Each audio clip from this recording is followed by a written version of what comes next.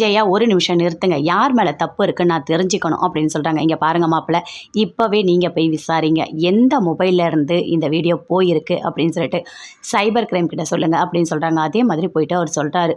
அங்கேருந்து உண்மையை சொல்கிறாங்க, இந்த மாதிரி பொன்னின்ற அவங்க செல்லுல இருந்து தான் போயிருக்கு அப்படின்னு சொல்லிட்டு. அதை கேட்டோடனே ஜெயாவுக்கு பயங்கரமாக கோவம் வருது. பொன்னி இங்கே வா அப்படின்னு சொல்லிட்டு கத்துறாங்க.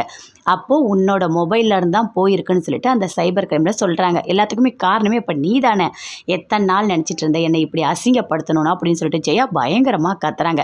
இங்கே பாருங்க, இனிமே நான் இந்த வீட்டில் இருக்க போகிறதே கிடையாது, எனக்கு இந்த வீடே வேண்டாம் அப்படின்னு சொல்கிறாங்க. போயிட்டு ட்ரெஸ் எல்லாத்தையும் எடுத்து பேக் பண்ணுறாங்க.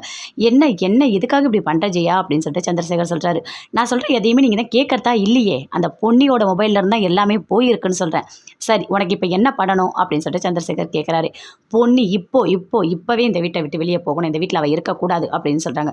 அத்தை நானே போயிடுறேன் அத்தை, நீங்கள் எதுவும் பண்ணாதீங்க, நான் போயிடுறேன், நான் வீட்டை விட்டு போயிடுறேன் அத்தை அப்படின்னு சொல்லிட்டு போயிட்டு பேக்கில் எல்லா ட்ரெஸ்ஸும் எடுத்து வைக்கிறாங்க. எடுத்து வச்சுட்டு பொன்னி அப்படியே வீட்டை விட்டு வெளியே போகிறாங்க. அப்படியே பயங்கரமாக அழுதுகிட்டே போகிறாங்க. அதை பார்த்தோன்னே பிரீத்தி சந்தோஷமாக சிரிக்கிறாங்க. போ பொன்னி போ, இவ்வளோ நாள் வீட்டுக்குள்ளேயா இருந்த, உன்னை அனுப்பணுன்றதுக்காக தான் நான் இதெல்லாம் பண்ணேன். உன்னோட மொபைலை எடுத்து இவங்க பேசுனத நான் தான் வீடியோ எடுத்து, இது எல்லாத்துக்குமே காரணமே நான் தான்.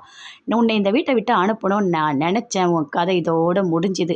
இனிமே யார் மேலேயுமே சந்தேகமே வராது, நீ தான், ஏன்னா உன்னோட மொபைலில் இருந்தால் நான் எடுத்து அனுப்பினேன், அதனால் நீ தான் மாட்டுவனு எனக்கு தெரியும் அப்படின்னு சொல்லிட்டு பிரீத்தி ரொம்ப சந்தோஷமாக சிரிச்சிட்ருக்காங்க.